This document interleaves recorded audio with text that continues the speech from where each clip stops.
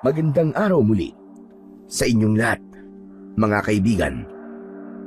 Sa araw na ito ay isa na namang kwento ng pakikipagsapalaran at kababalaghan ang aking ihahatid sa inyo. Ito ay kwento ni Mark na isang guro mula sa isang paaralan sa lungsod ay lumipat ng pagtuturo sa isang malayong baryo sa probinsya ng Quezon. Doon ay nakilala niya si Tanya, isang dalaga na kapwa niya guro sa paaralang pinaglipatan niya. Agad na nagkagusto sa kanya ang dalaga, dahilan para gamitan siya nito ng gayuma. Subalit may taong tumulong sa kanya upang hindi matuloy ang masamang balak ng dalaga sa binata. Isa na rito ay ang kanyang mag-aaral na si Buboy. Akala ni Mark ay yun na ang pinakamasamang mararanasan niya. Subalit, yun lang pala ang simula ng mas masasakit na kapalaran niya dahil matutuklasan niya ang pagkatao ng dalaga. Paano niya haharapin ang mabibigat na pagsubok na darating sa kanya? Ano pa nga ba ang mas malalim na madidiskubre niya sa pagkatao ng dalaga na siyang lalong magpapatindi sa paghihirap ni Mark? Sino ang makakasama niyang tutulong sa kanya upang labanan ang kasamaan na bumabalot sa baryo Sapang? Malalaman natin ang sagot sa mga tanong na yan sa kwentong aking isasalaysay.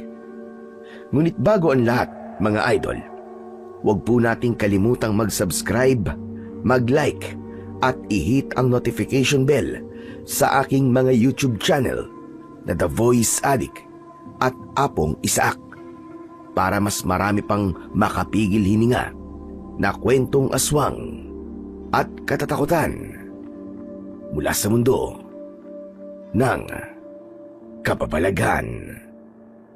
Umpisahan na po natin ang kwento. Magkahalong emosyon ang nararamdaman ko ngayon. Masaya ako, pero nakakaramdam din ng kalungkutan.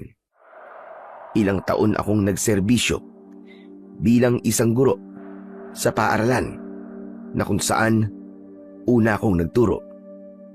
Subalit ngayon ay ito na ang sandaling kailangan ko nang umalis. Marami akong masasayang alaala sa bawat sulok ng silid na ito. Babaunin ko ang masasayang alaala na yon sa paglipat ko sa paaralang naghihintay sa akin. Ayoko mang umalis, subalit hindi ko na kayang makita at makasama pa si Samantha, ang dati kong nobya na ipinagpalit ako sa iba. Ang masakit pa, kapwa guro ko din sa paaralang ito ang ipinalit niya sa akin. Masakit sa loob ko na makita sila sa araw-araw na masaya sa kanilang buhay. Kasal na sila ngayon. Buntis na din si Samantha. Ako na lang yata ang hindi pa umuusad ang buhay. Dahil nga kasal na sila, tanggap na din sila ng ibang kaguro namin. Nakalimutan na ng lahat ang pagtataksil na ginawa nilang dalawa sa akin. Kaya upang gamutin ang puso kong nasugatan, kinailangan kong magpakalayo-layo na lamang. Kinabukasan, maaga pa ay gumising na ako. Ito na ang araw na pinakahihintay ko. Luluwas ako patungo sa bagong paaralan kung saan dito ko na lamang ipagpapatuloy ang serbisyo ko bilang isang guro. Kaunting gamit lamang ang aking dinala, yung kailangan ko lang. Dahil sa haba ng aking biyahe, hapon na nang nakarating ako dito sa probinsya ng Quezon. Dumiretso na ako sa paaralan, sa opisina ng eskwelahan. Kumatok ako sa pintuan. Tiyempo, na may isang babaeng naroon sa loob ng opisina. Base sa kanyang suot na uniforme, isa siyang guro. Ngumiti ako at magalang na bumati. Magandang hapon po. Ako po si Mark, ang bago pong guro sa paaralang ito. Magandang hapon din naman. Maupo ka muna. Ikukuha lang kita sandali ng may inom. Tango at ngiti lamang ang naisagot ko, sapagkat nahihiya akong tumanggi sa alok niya. Isa pa, nauuhaw na din talaga ako. Habang kumukuha ng tubig ang babaeng guro, hindi ko maiwasang ilinga ang aking paningin sa paligid ng opisina. Ibang-iba ito sa dating paaralang pinagtuturuan ko. Maaliwalas ang paligid. May mga buhay na halamang nakalagay sa paso sa bawat kanto ng silid. Sobrang nakakagaan sa pakiramdam kung sila ay pagmamasdan. Ilang sandali pa, bumalik na ang babae. May dala itong isang basong tubig sa kanang kamay. Sa kaliwang kamay naman niya ay isang tuhog ng banana cue ang kanyang bitbit. Inilapag niya ang tubig sa mesang nasa harap ko. Samantalang ang banana cue ay inaabot niya diretsa sa akin. Oh, heto. Magmerienda ka muna. Mukhang napagod ka sa biyahe mo. Opo. Napakalayo ng lugar na to. Akala ko nga po aabutin na ako ng gabi sa daan eh. Sumabay pa ang traffic mula sa Laguna papunta dito sa probinsya. Ganun ba? Sa Laguna ka pala nagturo dati. Bakit naman naisipan mo lumipat dito sa Quezon? Nako, mahaba pong kwento. Matapos kong magsalita, banayad ng ngiti ang pinakawalan ng babaeng kausap ko. Doon ko biglang naalala na hindi ko pa pala natatanong man lang ang kanyang pangalan. Miss Maganda, ano nga palang pangalan mo? Pasensya ka na, nakalimutan kong itanong kagad kanina. Dahil siguro sa gutom at pagod sa biyahe, kaya hindi ko kagad naalala. Wala pa ako sa wisyo. Banayad siyang ngumiti. Para bang kinikilig siya sa pagtawag ko sa kanya ng Miss Maganda. Sinasadya ko yon upang maging magaan ang unang araw ko sa nilipatan kong paaralan. Tanya. Tanya ang pangalan ko. Saka, pwede bang wag ka na mangunupo sa akin? Mukhang magkaedad lang naman tayo eh. Halos mabulunan ako sa sinabing yun ni Tanya. Kasi, hindi mahahalata na mukha kaming magkaedad. Hindi naman sa pagbubuhat ng sariling bangko. Kahit paano, alam ko sa sarili ko na magandang lalaki ako. Pero ang babaeng kaharap ko, hindi ko aakalaing guro siya kung hindi siya naka-uniform. Maitim ang balat niya. Hindi pantay-pantay ang ngipin. Kung titignan, ay para bang napabayaan ang kanyang panlabas na itsura. Pero dahil na rin sa pagpapakita ng kagandahang asal, naging magiliw ang pakikitungo ko sa kanya. Tama ka. Mukhang magkasing edad nga lang tayo, Miss Tanya. Itatanong ko pala kung nandyan na ba si Sir Edmund? Si Sir Principal? Oo, siya nga. Andyan ba siya? Nako, wala siya. Nasa seminar siya ngayon. Kaya nga, ibinili niya sa akin na asikasuhin kita pag dumating ka. Pero bukas, ay papasok na ulit yun. Nang sandaling yon, nag-alala na ako kung saan ako tutuloy ng gabing yon. Wala kasi akong bahay na matutuluyan.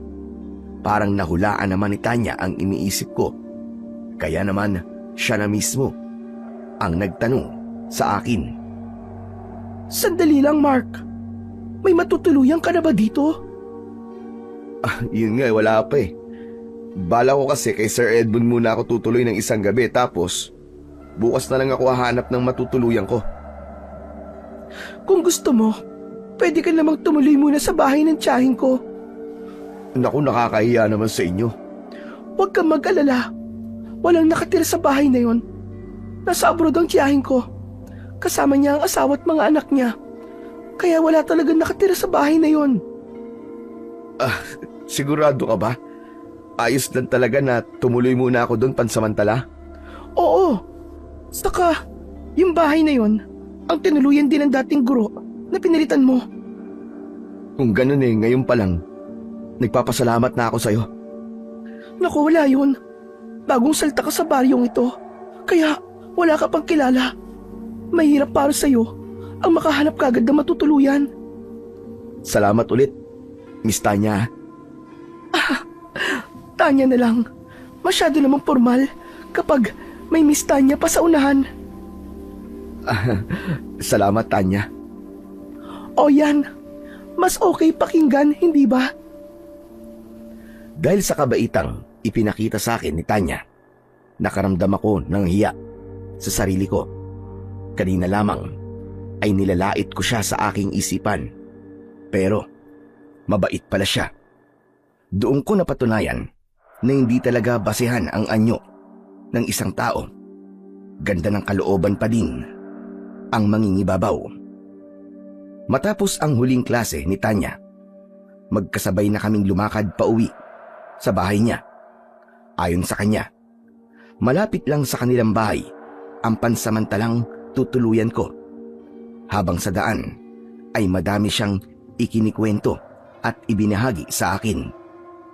Masayahin at mabait si Tanya. Sa ilang oras na nakilala ko siya, naging komportable na ako sa kanya. Nararamdaman kong tunay lahat ng ipinapakita niya sa akin. Maya-maya pa ay narating na namin ang sinasabi niyang bahay. Andito na tayo, Mark. Ito na ang bahay na sinasabi ko sa'yo. Salamat ulit, Tanya. Halika, pumasok na tayo sa loob para maipasok na natin ang mga gamit mo. Tanya, sigurado ka bang ayos lang talaga sa tiyahin mo? Nagamitin ko muna tong bahay? Oo nga, ano ka ba? Tinanong mo na sa akin kanina yan Kasi may gamit pa kasi dito Hindi ba sila magagalit kung gagamitin ko ang mga to? Hindi, basta ingatan mo lang. Siya nga pala, 3 kwarto sa bahay na to. Yung isa tambakan ng mga mahalagang gamit nila. Nakalaki yun, kaya wala kang dapat alalahanin. Yung isa naman, silid yun ng anak ng tiya ko, kaya nandun din ang mga gamit nila. Yung isang silid, pinapagamit talaga yun sa mga bisita. Yun ang silid na gagamitin mo. May papag na higaan at may kabinet. Pwede mo magamit ang kabinet para lagyan ng mga gamit mo. Pagpasensyahan mo na lang ha. May kalumaan na ang lahat ng mga gamit dito sa bahay. Nako, ako nga ang dapat na humingi ng pasensya sa'yo Malaking abala na tong ginagawa ko sa'yo. Hindi, Mark. Masaya akong makatulong sa'yo. Kaya hindi ka kaabalahan sa akin. Hayaan mo. Kahit papaano mag-aabot na lamang ako ng upa sa pagtuloy ko rito. Naku, hindi na. Mas maigi nga na may nakatira dito para merong maglilinis na araw-araw. Ako lang din kasi naglilinis dito tuwing linggo Wala talaga akong masabi sa kabaitang ipinakita ni Tanya sa akin. Bagamat may kalumaan na nga ang bahay, maaari pa naman itong magamit. Kumpleto na lahat ng kailangan ko. May magagamit na lutuan, may higaan, may kabinet na lagayan ng damit. Kaya hindi na ako nagdalawang isip pa. Higit sa lahat, libre pa ang pagtira ko. Ngunit wala akong kamalay-malay na sa pagtira ko sa bahay na yon ay may magbabago sa buhay ko. Kinagabihan, nakaramdam ako ng kakaiba sa aking paligid. Nakakapanibago ang katahimikan ng gabing yon. Tanging ingay lang ng ibong panggabi ang naririnig ko. Wala ang nakasanayan kong ingay sa lungsod. Dahil doon, muli kong naramdaman ang sakit sa dibdib. Minsan ay bumalik sa alaala ko ang dahilan ng paglayo ko. Maya-maya pa ay may kakaibang ingay akong narinig sa labas ng bahay. Para bang pagaspas yun ng isang malaking ibon. Pagkatapos ay ang malakas na alulong ng aso. Gusto ko sanang silipin, ngunit Pinangunahan ako ng takot. Agad na tumayo ang balahibo ko.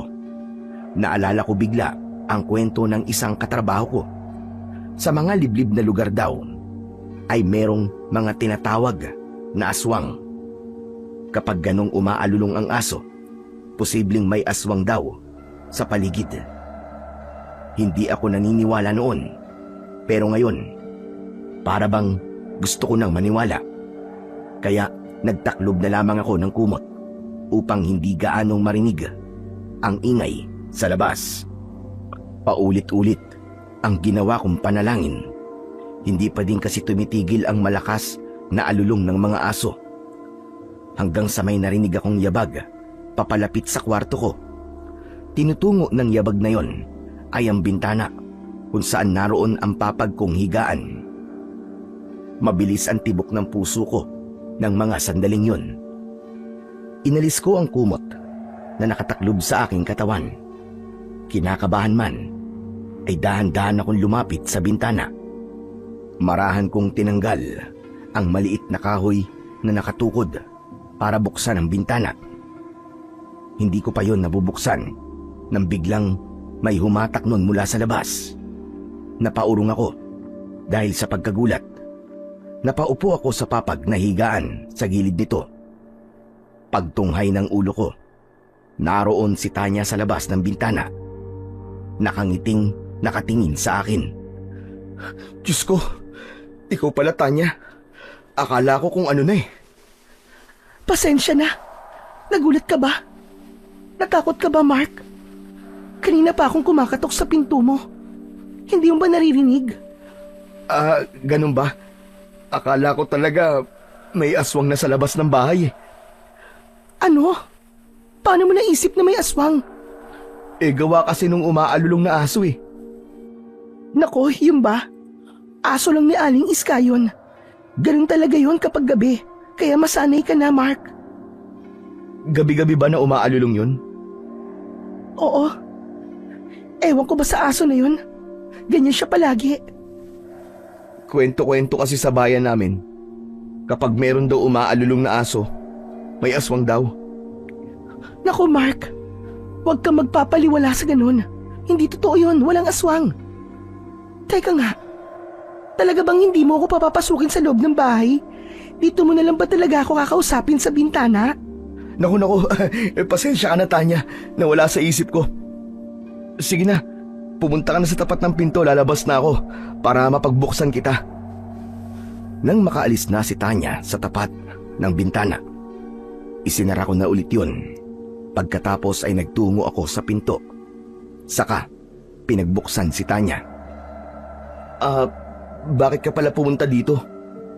Gabi na. Madilim na sa daan. Saka, baka mapagalitan ka ng nanay at tatay mo. Kasi, pinadalhan ka na lolo ko ng hapunan. Baka daw kasi hindi ka pa kumakain. Ganun ba? Naku, nakakahiya naman sa'yo at sa lolo mo. Naabala ko pa kayo. Pero tatanggapin ko na to. Hindi na ako tatanggi kasi tama ka. Hindi pa nga ako kumakain. Gutom na nga ako eh. Bala kong tiisin na lang sana ang gutom ko hanggang umaga. Alam ko naman na mahihiya ka magsabi. Kaya heto, nagkusa na ako. Tanya, salamat talaga. Sige, uwi ka na. Baka hinihintay ka na ng mga magulang mo. Wala na akong mga magulang, Mark. Patay na ang nanay ko. Ang tatay ko naman ay iniwan ako. Ang lolo ko na lang ang kasama ko sa bahay. Nakita ko ang pagbabago ng ekspresyon sa mukha ni Tanya. Naramdaman ko ang sakit ng damdamin niya. Pasensya ka na. Hindi ko alam. Okay lang yun. Tanggap ko na wala na akong magulang. Kaya, huwag mo nang alalahanin yun. Siya nga pala. Ito na yung pagkain na pinapadala ni Lolo. Matapos maiabot sa akin ni Tanya ang bayong, ay agad ko yung binuksan. Tumambad sa akin ang adobong atay at kanin. Mukhang masarap yon sa aking paningin, kaya hindi na ako nagpatumpik-tumpik pa. Nilantakan ko ang pagkaing dala ni Tanya. Tanya, halika. Saluhan mo ako. Ang dami nitong dala mo eh. Naku, hindi na. Tapos na akong kumain. Pero ang dami nito. Yung matitira, pwede mo pang kainin bukas. Kung sa bagay. Grabe. Ang sarap ng luto ng lolo mo ah. May kakaibang lasa akong nalalasahan sa karne. Parang ngayon lang ako nakatikim ng ganito kasarap. Kasi libre, kaya panay ang puri mo. Huwag ka ngang OA. Ano ka ba? Totoo nga, masarap. Sus, huwag mo na nga akong bulahin. Pagkatapos kong kumain ng hapunan, umuwi na din kagad si Tanya. Dala-dala ang mga platong pinagkainan ko. Marahil sanhi ng kabusugan, kaya nakatulog kagad ako. Pagmulat ko ng mga mata, ay umaga na. Nagsimula na akong gumayak para sa unang araw ng pagpasok ko sa paaralan sa baryo ng Sapang. Kumuha ako ng tubig sa posong nasa gilid lamang ng bahay. Napangiti ako ng bahagya habang binobombahan ko ang tubig ng poso. Naisip kong nag-iba na talaga ng gusto ang buhay ko. Dati, papasok lamang ako sa banyo, pipihitin ko ang gripo, tutulo na ang tubig, at tapos makakaligo na ako. Pero ngayon, paghihirapan ko muna bago ako makaligo. Lumabas na ako pagkatapos maligo. Tuwalya lang ang tumakip sa pang-ibaba kong katawan. Samantalang wala akong suot na damit pang itaas dahil akala ko ay wala pa akong kasama sa bahay. Ngunit laking gulat ko nang pagbukas ko ng banyo. Naroon na si Tanya sa gilid ng papag na higaan ko. Nakangiti siya sa akin habang nakatitig sa hubad kong katawan. Nakaramdam ako ng hiya. Naku Tanya, nandito ka pala, sorry. Ang aga mo naman yata.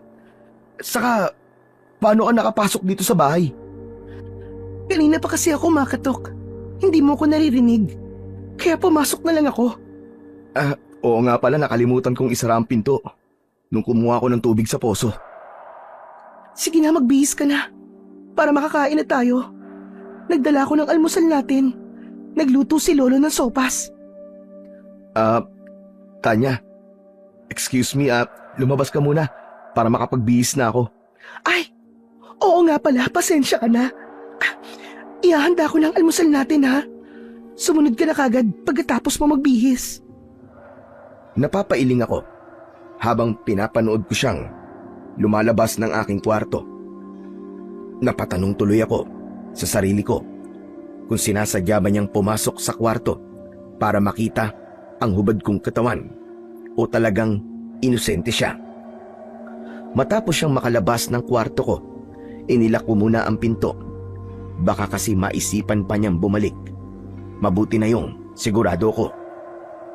Pagkatapos kong maigayak ang lahat ng mga kailangan ko, pumunta na ako sa kusina. Tulad ng inaasahan ko, naihanda na ni Tanya ang sopas. Magkasabay kaming kumain at pagkatapos nun ay magkasabay na din kaming naglakad papunta sa school. Habang nasa daan kami, panakanakay nagsasalita si Tanya. Nagtatanong siya ng mga ilang bagay tungkol sa akin. Yung mga hindi gaanong personal. Sinasagot ko siya. Pero pagdating sa personal na buhay, ngumingiti lamang ako.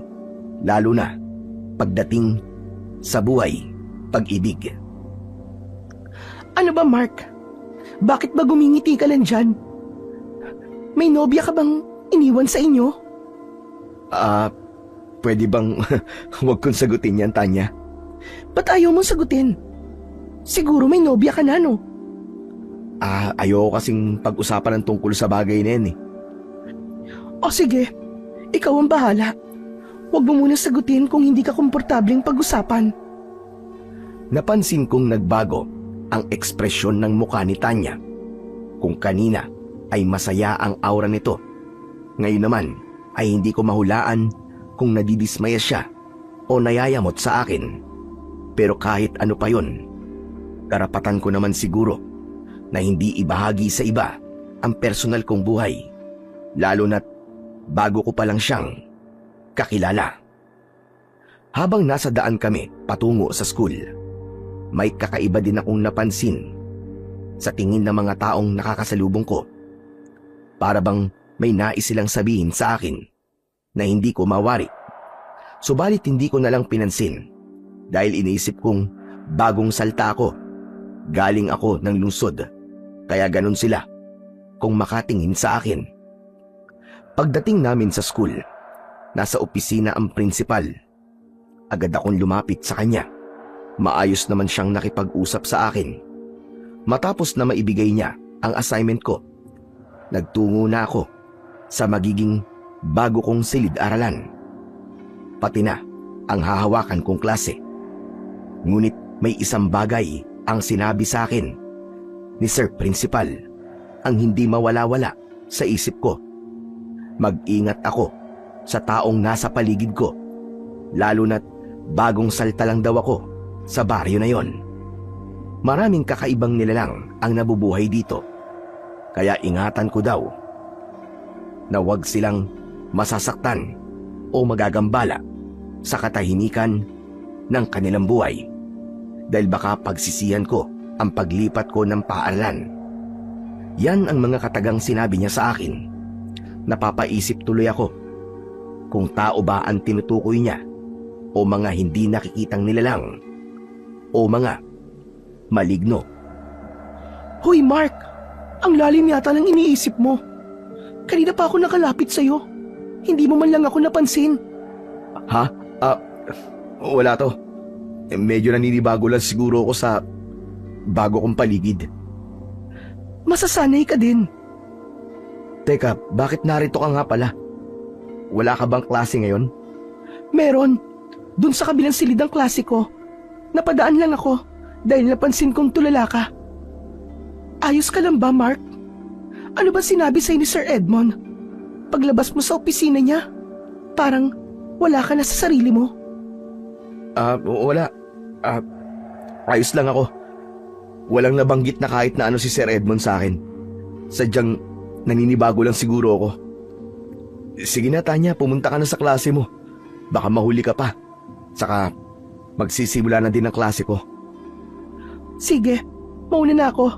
Kung may kailangan ka, narito lang ako, Mark. Pwede mo akong kausapin. Magkaibigan na tayo, di ba? At maaaring higit pa doon.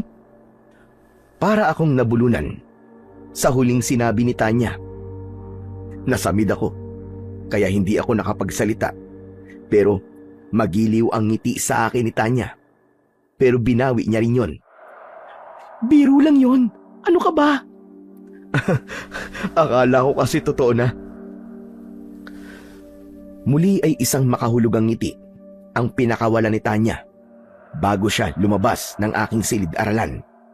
Ako naman ay naiiling lang sa inaasal at sinabi niya sa akin. Hayagan ang pagpaparinig niya na para bang sinasabi niyang gusto niya ako kahit na isang araw pa lamang kaming magkakilala.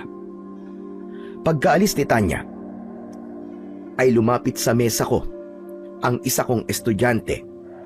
Nung una ay ayaw niyang magsalita.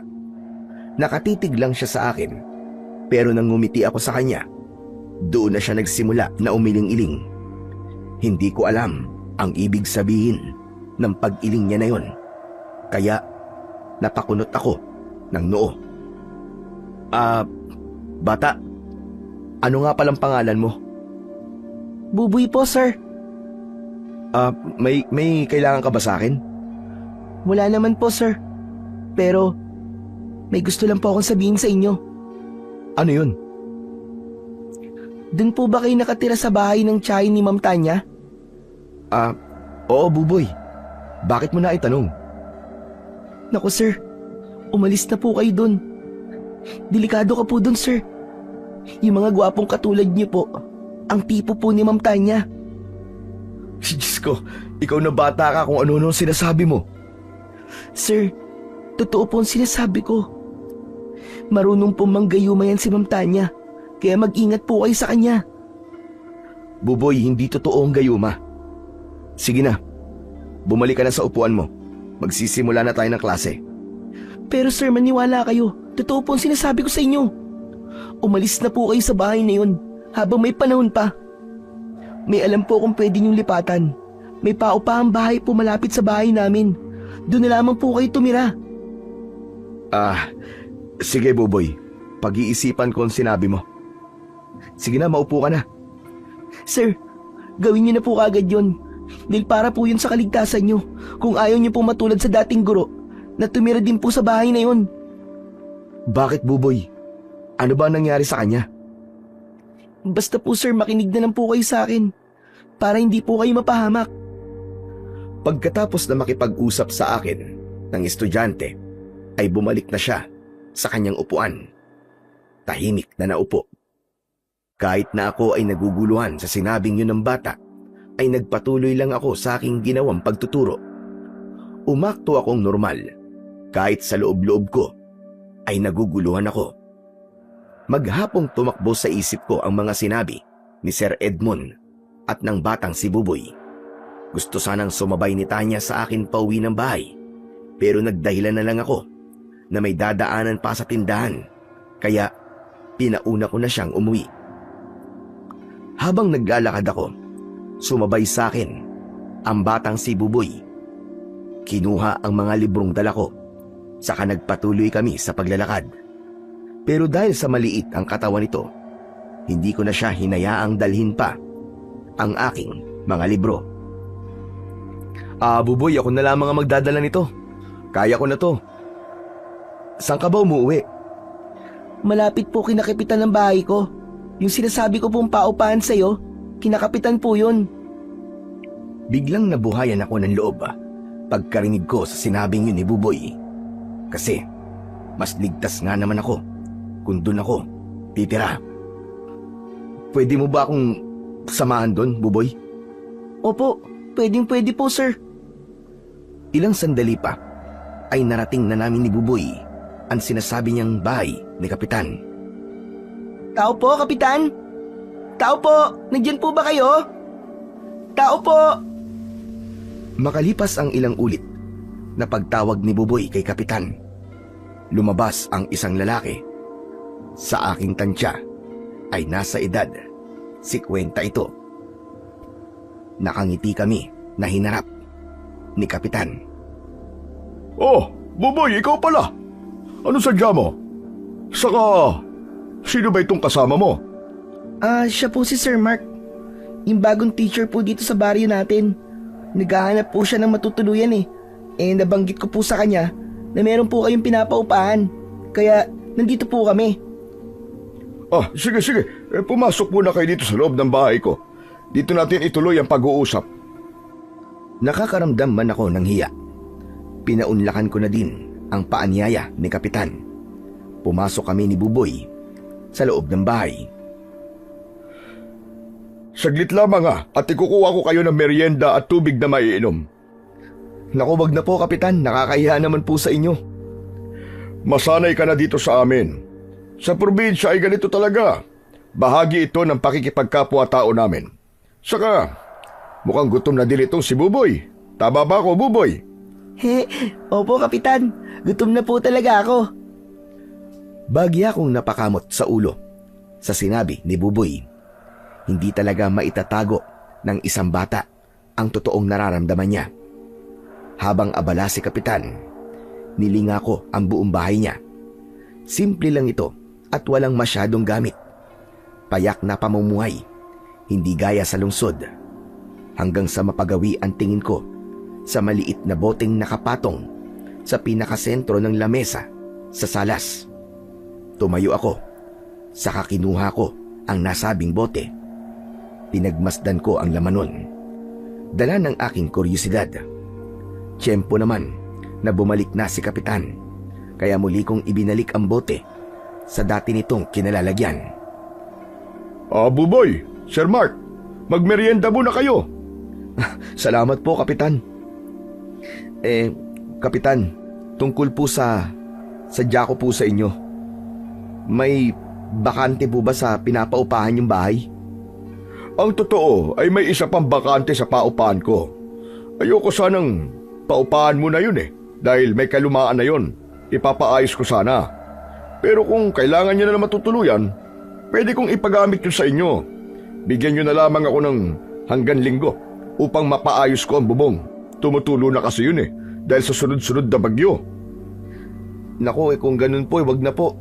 Ipaayos niyo na po muna. Maaari pa naman akong tumira sa bahay ng tiyahin ni Tanya Doon ka kamo nakatira? Sa bahay ng tiyahin ni Tanya? Opo, Kapitan. Nako, ngayon pa lang ay lumipat ka na dito sa akin. Dito ka na muna sa bahay namin tumuloy hanggang Linggo, habang ipinapaayos ko yung lilipatan mo. Delikado ang buhay mo doon. Pero Kapitan, mabait naman po si Tanya. Palagi niya nga po akong inaasikaso Hindi totoo mabait ang Tanya na yan.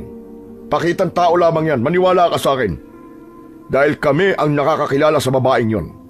Aba, ilang ulit na nga naming ipinitisyon na mawalan ng lisensya yan sa pagtuturo, pero palagi na lamang nakakalusot. Kaya hinayaan na lang namin, pero maingat ang lahat ng taga-baryo sa pakikisalamuha sa kanya at sa lolo niya. Bakit naman po, Kapitan? May nagawa po ba silang hindi ka nais-nais sa mga taga-baryo? Kilalang magaling sa gayuma ang nanay ni Tanya. Ang ama naman niya ay nagtatago dahil tinutugis ng mga tao. Po? Hala, bakit naman po? Ayon sa aking ama, ang tatay ni Tanya ay may lahi daw na aswang. May lahing aswang? Oo, Mark. Kaya malamang si Tanya ay isang aswang din.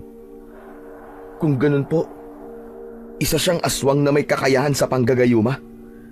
Talaga po bang meron pang ganyan sa panahong to? Baka naman po chismis lang yun. Hindi yan basta isang chismis lang. Totoo mga sinasabi ko sa iyo. Gusto mo ba ng patunay? Opo, syempre. Nasaan po ang patunay? Kinuha ni Kapitan ang boteng nasa sentro ng lamisita. Saka iniabot yun sa akin. Kahit na nagtaka ko, tinanggap ko ang boteng iniaabot ni Kapitan sa akin. Yan. Yan ang makapagpapatunay. Ano po bang laman ito? Lana. Lana ang tawag dyan dito sa amin sa probinsya. Kapag may aswang na nasa paligid, kumukulo ang langis na yan. Kapag walang aswang sa paligid, kalmado lamang ang langis na yan. Kapitan, hindi pa din po ako makapaniwala sa mga sinasabi niyo sa akin. Talagang ganyan dahil tagalungsod ka. Kaya hindi mo mapaniwalaan kagad. Pero kapag ikaw mismo ang nakasaksi sa mga sinasabi ko sa'yo, tiyak maniniwala ka rin. Kaya ganito ang gawin mo. Makinig kang mabuti. Pag uwi mo mamaya sa bahay na tinutuluyan mo, dalhin mo ang boteng ito. Siguradong pupunta ang kanita niya doon mamaya. Sa gandang lalaki mo na yan, aba, tiyak na magugustuhan ka nun. Kaya nga puro kabaitan ang ipinapakita niya sa'yo. Kausapin mo siya. Magpaalam ka sa kanya. Nalilipat ka na ng bahay. Ano pong pwede kong idahilan sa kanya? Na hindi niya po mahahalata na umiiwas po ako sa kanya. Nako, matalino ang babaeng yon. Kaya kahit ano pang idahilan mo, malalaman niya na umiiwas ka na sa kanya. Kaya sabihin mo na lang sa kanya na ako may gusto na dito ka na muna tumuloy sa bahay ko. Hindi na yun magtatanong ng kahit na ano sa'yo. Basta't kapag inalok ka niya na kahit na anong pagkain, huwag kang kakain ha. Tandaan mo lahat na sinasabi ko sa'yo. O sige na, umuwi ka na. Kunin mo na muna ang mga gamit mo. Kapag kumagat ang dilim na wala ka pa, pupuntahan kita doon. Kaya tandaan mo ang lahat ng sinabi ko sa'yo. Opo, Kapitan. Tatandaan ko po. Pagkatapos na maibilin lahat ni Kapitan ang mga dapat kong malaman, umuwi na ako ng bahay. Pagdating ko doon, naabutan ko si Tanya na naghihintay sa akin. Nakatayo sa labas ng pinto. Kakaiba ang tingin niya ngayon kumpara nung nakaraang araw. Kaya mas iniingatan ko ang bawat kilos ko. Saan ka nga pala nanggaling, Mark? Bakit kayong ka lang umuwi? May binili lang ako. Saka medyo napahaba ang kwentuhan namin ni Buboy yung estudyante ko. Kaya ngayon lang ako nakauwi. Ganun ba? Pero bakit nakita kita na pumasok sa bahay ni Kapitan kanina? Anong ginawa mo sa bahay niya? Yun ba? Napadaan lang kami ni Buboy doon. Huwag ka na nga magsinungaling sa akin. Masamang magsinungaling. Ang totoo niyan, Tanya, sinadya ko talaga si Kapitan. Sabi kasi ni Buboy na may paupa ang bahay daw yun. Kaya pumunta ako. Bakit ka pa aalis dito?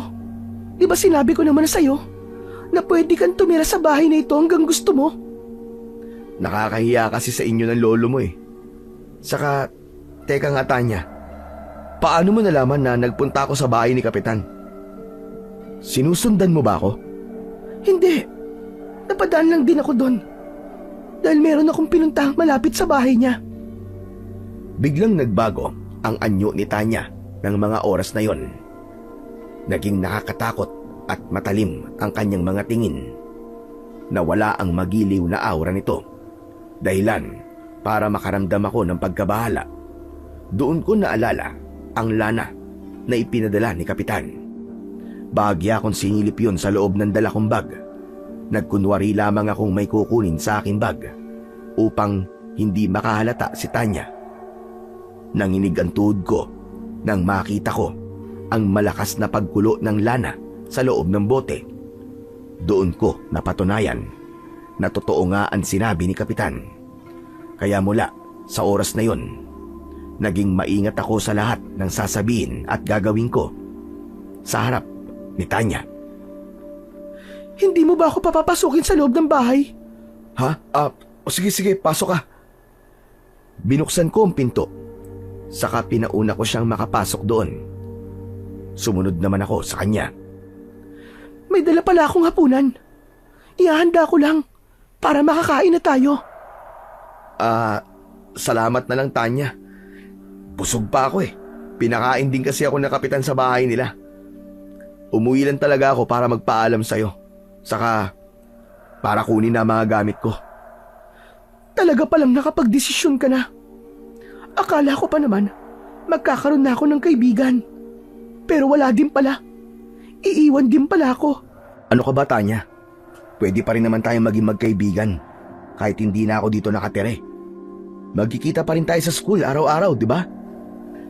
Pero iba pa din pag dito ka nakatira. Walang pinagkaiba yun, Tanya. Nasa iisang baryo lang naman tayo. Meron, Mark. Dahil sigurado ko na siniraan na ako sa'yo ni Kapitan. Pinaniwala ka nila sa mga kasinungalingan nila. Kaya nga aalis ka na dito, di ba? Aalis ako dito sa bahay na to dahil hindi ako komportable, Tanya. Hindi dahil sa kung anong iniisip mo. Kung ganon, kainin mo muna itong dinala kong pagkain para sa'yo. Papayagan lamang kitang umalis kung mauubos mo na lahat ng pagkain ito. Pero busog pa nga ako eh. Kaya paano ako makakakain ng mga yan? Kung ganon, hindi ako papayag na umalis ka dito. Mas lalong nandilim ang anyo ni Tanya ng mga oras na yon. Nakakatakot siya kung tumingin. Para bang kaya niya akong lamunin ng buhay. Pinangunahan ako ng matinding takot ng mga sandaling yon. Lalo na't nakumpirma ko na isa nga siyang aswang. Tama ang sinabi sa akin ni Kapitan. Dala ng takot ay pikit mata kong kinain ang dala niyang pagkain. Wala akong itinira. Matapos akong kumain, wala na akong naalala sa mga sumunod na naganap. Nagising akong nasa papag na higaan. Naroon ako sa tabi ni Buboy at nandun din si Kapitan. Niyugyog ang buong katawan ko. Baka sa mukha nila ang labis na pag-aalala. Salamat sa Diyos at nagising ka na, Mark. Kapitan, ano pong nangyari? Naabutan ka namin ni Buboy na nakahandusay sa sahig. Wala kang malay. May masamang balak sa'yo ang Tanya na yon. Buti na pigilan ko siya. Pinalo ko siya ng malaking bato sa ulo. Kaya nawalan siya ng malay. Pagkatapos ay itinali namin siya. Ayun, nandun siya sa salas ng bahay ngayon. Kaya kailangan na natin magmadali. Inumin mo na ang dala kong langis. Pinaghalong lana, bawang at tubig na pinagbabara ng aking medalyon. Baka katulong ito para isuka mo lahat ng kinain mo. Ubusin mo na ito bago pa siya muling magising. Bagamat nakakaramdam ako ng panghihina, bumangon pa rin ako. Kinuha at ininom ko ang ibinigay na panlunas ni Kapitan. Matapos yon, nakaramdam ako ng kakaiba sa akin sikmura. Para bang may kung anong naglalaban sa loob ng tiyan ko. Kasunod nun ay ang matinding sakit. Halos mapasigaw ako sa sakit ng tiyan. Nang hindi ko na makayanan, bumaba ako sa papag na higaan at saka lumuhod habang nakatuon ang 2 siko sa papag. Ilang sandali pa, sumuka ako ng sumuka. Napakadami. Lahat yata ng kinain ko ay isinuka ko na. Matapos nun, ay lumabas mula sa bibig ko ang itim na usok. Napakabaho ng usok na yon. Yan, ganyan nga Mark. Ilabas mo masamang elementong ipinasok ni Tanya sa katawan mo. Umiikot na ang pakiramdam ko habang patuloy na sumusuka. Yun ang unang beses na nakaranas ako ng ganito. Kakaiba talaga ang pakiramdam. Para bang nais mawala ng malay tao ko ng mga sandaling yun. Pero pilit na lumalaban ang isip ko. Pilit akong nagpapakatatag. Ilang sandali pa, nawala na ang maitim na usok na lumalabas sa bibig ko. Kaya napapaupo na ako sa sahig. Dala ng panghihina. Kapitan, tulungan niyo po ako. Gusto ko na pong makaalis sa lugar na to. Sige, huwag ka mag-alala. Akong bahala sa'yo, Mark. Ilagay mo sa magkabila ang balikat ko 2 braso mo. Bubuhatin kita. Nang akmang aalis na kami, siya nang pasok ni Tanya. Hindi ko alam kung paano siyang nakawala sa pagkakatali na sinabi ni Kapitan. Nakakatakot ang anyo nito. Baka sa kanyang muka ang labis na galit. Saan kayo pupunta, Kapitan? Ibaba niyo si Mark dahil sa akin siya. Nababaliw ka na, Tanya. Hindi mo siya pag-aari. Kaya pabayaan mo na siya. Gusto ko siya, Kapitan. Unang kita ko pa lang sa kanya. Nagustuhan ko na siya. Pero hindi kanya gusto. Huwag niyo na po siyang pangunahan, Kapitan. Hindi kayo sigurado sa bagay na yan. Ginamitan mo siya ng gayuma, Tanya. Sabihin kong oo. May magagawa ba kayo, Kapitan? Meron. Dahil ililigtas ko siya sa epekto ng gayuma mo. Sige, Kapitan. Yun ay kung kaya nyo. Isama niyo na siya ngayon. Dahil bukas, sigurado akong babalik din siya dito. Hindi mangyayari yun. Dahil ililigtas ko siya sa kasamaan mo. Kung wala akong nagawa noon para tulungan si Norman, laban sa naging kalokohan mo, hindi na ako papayag ngayon. Hindi mapapahamak sa mga kamay mo si Mark. Tignan natin kung kaya mo talaga, Kapitan. Mark, huwag ka sumama kay Kapitan. Dito ka lang sa bahay na to. Parang alingaw-ngaw sa tenga ko ang boses na yon ni Tanya. Kahit na lumalaban ang isip ko, sumasang-ayon sa kanya ang katawan ko. Kaya bumalik ako sa papag na higaan. Saka muli akong nahiga doon. Pinanood ko sila sa kanilang pagtatalo. Kahit sinasabi ng utak ko na tumakas na, ayaw namang gumalaw ng katawan ko. O ano?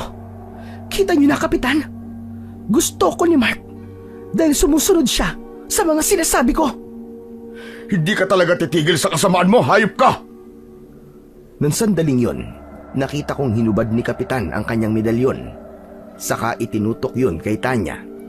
Akmang gagamitin na sana yun ni Kapitan nang biglang dumating ang isang matandang lalaki. Malakas siyang sumigaw, sanhi para mapatigil si Kapitan sa gagawin niya. Nanatiling nakamasid lamang ako sa mga pangyayaring ito habang nasa tabi ko ang estudyante kong si Buboy. Huwag mong ituloy ang Kapitan! Huwag mong saktan ang apo ko! Lolo Gabo, ayokong saktan ang apo nyo, pero lumalabis na siya sa kanyang ginagawa. Alam ko, Kapitan, kaya hayaan mong ako ang magparusa sa apo ko. Hindi rin ako makapapayag na may mapahamak na naman ng dahil sa kanya. Dahil sa mga sinabi ni Lolo Gabo, nakita kong ibinaba ni Kapitan ang kanyang medalyon. Muli niyang isinuot yon sa kanyang leeg. Ang sumunod na pangyayari ang gumising muli sa kamalayan ko. Hiniklas ng matandang lalaki ang suot na kwintas ni Tanya. Saka sinira ang bilog na pendant ng nasabing kwintas. Nang mabasag na ang kwintas, doon lamang bumalik ako sa akin sarili.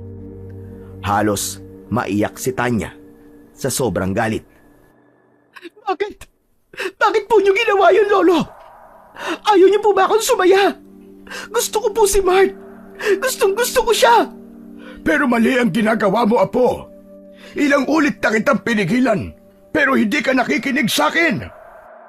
Dahil lagi ka pong kontra sa gusto ko. Para sa inyo, palagi akong mali. Apo, makinig ka sa akin. Dahil para rin ito sa'yo. Para sa ikabubuti mo. Hindi, Lolo. Ayaw mo akong maging masaya. Kaya magsama-sama na kayo, mga pakialamero! Pagkatapos nun, ay sumigaw ng napakalakas si Tanya. Dahilan para magkagulo ang lahat ng ibon sa labas ng bahay. Hanggang unti-unting nagbago ang boses niya. Lumalim yun, para bang nanggagaling sa loob ng kuweba. Lumabas ang mahahabang mga kuko. Tumalim ang mga mata. Saka, naging maitim ang balat sa buong katawan. Hindi yan maaari, Apo ko. Mapapahamak ka, Tanya! Kayo ang may kasalanan kung bakit hindi ko kayang pigilan ang totoong nananalitay sa dugo ko. Maging ang galit na nararamdaman ko sa inyong lahat. Hindi ako makapaniwala sa nasasaksiyan kong yun. Totoo nga na may aswang. Hindi ko inakala na sa ilang araw ko pa lang sa probinsya na yon, nakakakita na ako kagad ng totoong aswang. Nakakatakot at nakakapanindig balahibo. Lalo na nung ibinaling niya muli sa akin ang kanyang paningin. Kung hindi ka magiging akin, hindi ka na din makakali sa lugar na ito. Ang puso mo ang magiging pagkain ko, Mark. Katulad ng ginawa ko kay Norman. Kung ganon, totoo nga na ikaw ang pumatay kay Norman, ang dating guro na tumira din sa bahay na ito. Oo, ako nga. Kaya kong gawin yun uli kay Mark. Kung hindi siya magiging sa akin. Nababaliw ka na, Tanya. Hindi ako papayag na may mamatay pa muli nang dahil sa kasamaan mo. Ang mga sumunod na pangyayari ang mas lalong nagpatindi sa kaba at takot ko. Dahil habang hinuhubad ni Kapitan ang kanyang medalyon, mabilis na lumapit si Tanya. Halos lumipad na siya sa bilis ng kanyang galaw. Tinangka niyang dukutin ang puso ni Kapitan gamit ang kanyang matutulis na kuko. Subalit mabilis ang naging pagkilos ni Lolo Gabo. Iniharang niya ang kanyang sarili sa katawan ni Kapitan. Dahil doon, siya ang tinamaan ng mahahabang kuko ni Tanya. Tumama yon sa dibdib ng kanyang lolo. Diretso sa kanyang puso. Lahat kami na naroroon ay labis ang pagkabigla at takot. Maging si Tanya, nabigla din sa kanyang nagawa. Bago tuluyang bumagsak sa sahig si Lolo Gabo, nasalo siya ng mga kamay ni Tanya. Saka bumalik siya sa pagiging anyong tao. Lolo, bakit niyo po ito ginawa? Bakit niyo po iniharang ang sarili niyo? Bakit niyo siya iniligtas? Dahil gusto kong magbago ka na, Apo. Gusto kong makita mong mali ang lahat na ginagawa mo. Dahil kahit na ano pa ang anyo mo, Apo, kung yung kabutihan ng puso mo ang pinahiral mo, magugustuhan ka din ng lalaking nanaisin mo. Hindi mo kailangang ipilit ang sarili mo. Hindi totoo yan. Dahil walang sino man na magkakagusto sa pangit na kagaya ko. Kaya nga ako iniwan ng dating lalaking minahal ko, di ba? Hindi lahat ng lalaki katulad ni Mando, Apo. Magbago ka na, Apo ko. Kung kapalit ng pagbabago mo ay ang buhay ko, malugod ko itong tatanggapin. Habang nasa ganoong kalagayan, sina Lolo Gabo at Tanya, sinamantala namin ni na Kapitan at Buboy ang pagkakataon. Dahan-dahan kaming lumakad palabas ng pintuan hanggang sa tuluyan na kaming makatakas. Mula sa bahay ni Kapitan, dinig na dinig namin ang malakas na sigaw ng pagtangis ni Tanya. Kaya naisip kong marahil ay binawian na ng buhay si Lolo Gabo. Nag-aalala man ako pero pinilit kong payapain ang aking kalooban. Ngayong ko labis na pinagsisisihan ang paglipat ko sa paaralang yun. Ngunit wala na akong magagawa pa para ibalik ang nakaraan. Narito na ako. Inakala ko noon nang nangyari sa amin ni Samantha ang pinakamasakit na karanasan ko. Subalit hindi pa pala. Dahil ang nararanasan ko ngayon, ang pinakamasakit na pinagdaanan ko. Gustuhin ko mang takasan ang pangyayaring ito sa buhay ko. Pero huli na. Baka pag umalis ako sa lugar na ito, sundan ako ni Tanya. Lalo na ngayong wala na ang lolo niya. Siyak na kami ni Kapitan ang sisisihin niya. Kahit siya naman talaga ang unang nagkasala sa amin. Kaya ang dapat kong gawin ngayon, tulungan ko si Kapitan na madakip ang aswang na si Tanya upang hindi na madagdagan pa ang mga magiging biktima niya para maipagpatuloy ko na rin ang aking buhay. Dahil sa labis na pagkabalisa, hindi ko na malayan na nakalapit na pala sa akin si Kapitan. Kanina pa pala siya nakamasid sa akin habang nakatanaw ako sa kawalan. O Mark, magkape ka muna. Eto, ipinagtimpla kita. Tiyak na hindi ka din makakatulog dahil sa mga nangyari kanina. Salamat po, Kapitan. Salamat po sa lahat ng ginawa niyo para sa akin. Malaki po ang utang na loob ko sa inyo. Kung hindi po dahil sa inyo, baka napahamak na po ako sa kamay ni Tanya. Ang lolo ni Tanya, napakabait na tao nun. Palagi siyang nagpapayo ng kabutihan sa kanyang apo. Kaya nga kahit papano, nakikinig si Tanya sa kanya. Kaya nga siya pinag-aral ng lolo niya para mabago ang takbo ng buhay niya, para mawala ang masasamang imahe na nakadikit sa mga magulang niya. Subalit kahit ganon, nanaig pa din kay Tanya ang dugong nananalaytay sa kanya. Nangibabaw pa din ang dugong aswang ng kanyang ama. At ganon din naman ang pagiging magaling sa gayuma mula sa kanyang ina. Kapitan, ano na po kaya ang mangyayari kay Tanya? Ngayong wala na po ang lolo niya. Wala na pong gagabay sa kanya para maging mabuting tao.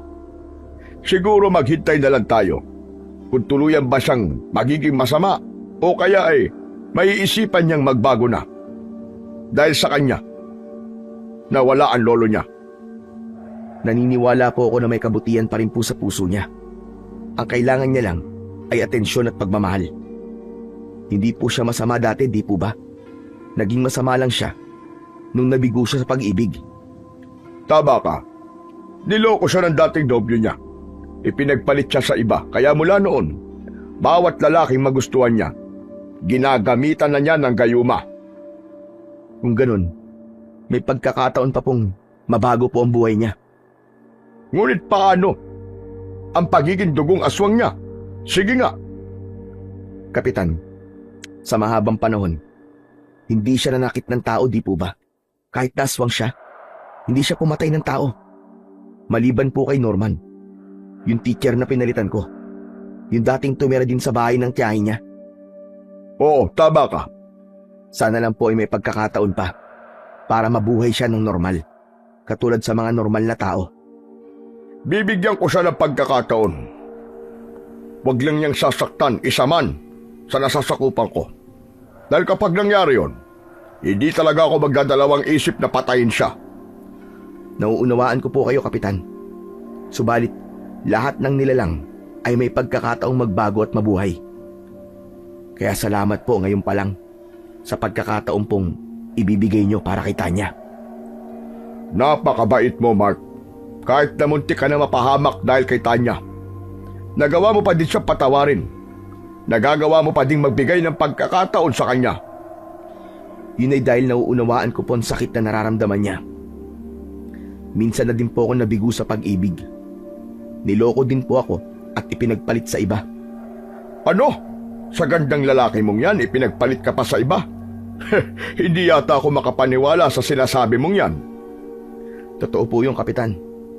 Kaya nga, gusto ko pong tulungan sana si Tanya. Hindi ko lang po alam kung paano ko gagawin yon. Sabay pa kaming napabuntong hininga ni Kapitan dahil kahit na anong isip ang gawin namin, hindi namin alam kung paano matutulungan si Tanya. Ang totoo, masaya ko nung unang nakita ko siya kasi naging mabait siya sa akin.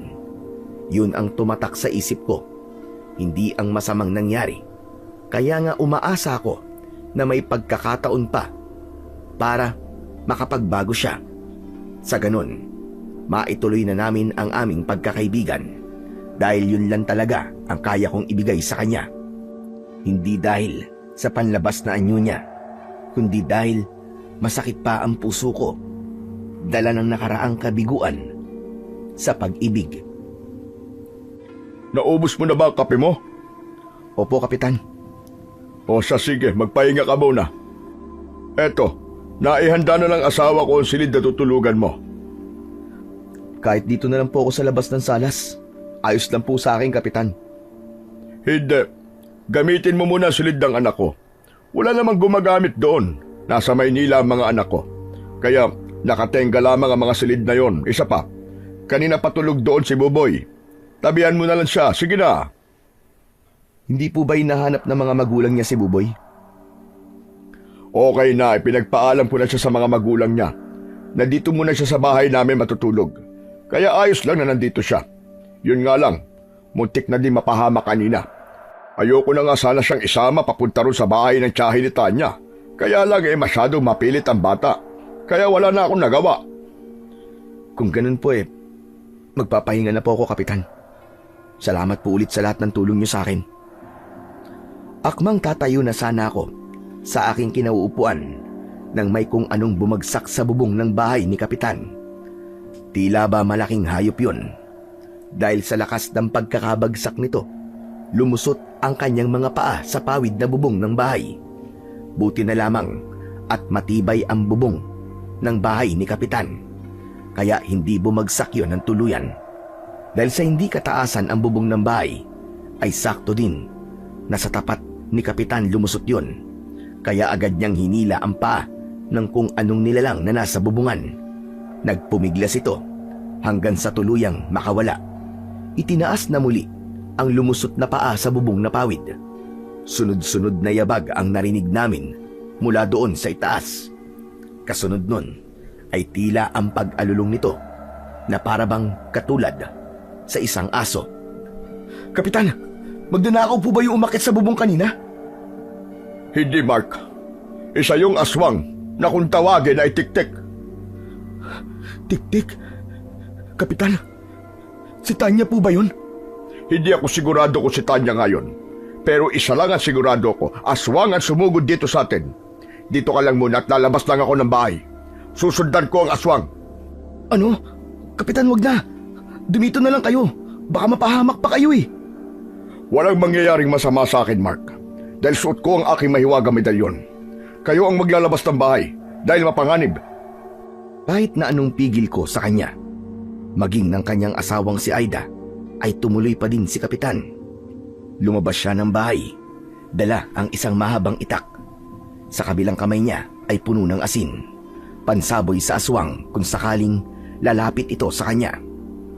Mula sa maliit na siwang ng dingding ng bahay, kitang-kita ko ang nakakatakot na nilalang sa harapan ni Kapitan.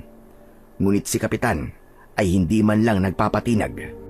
Matiim ang tingin sa aswang. Mula sa loob ng bahay, dinig na dinig namin ang ingay ng kanilang mga galaw at usapan.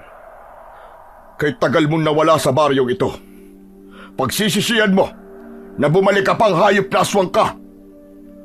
Napakunot ang noo ko sa narinig kong sinabi ni Kapitan. Palaisipan tuloy sa akin kung sino ang nilalang na ito. Kaya nagpatuloy lang ako sa pagmamasid at pakikinig sa kanila.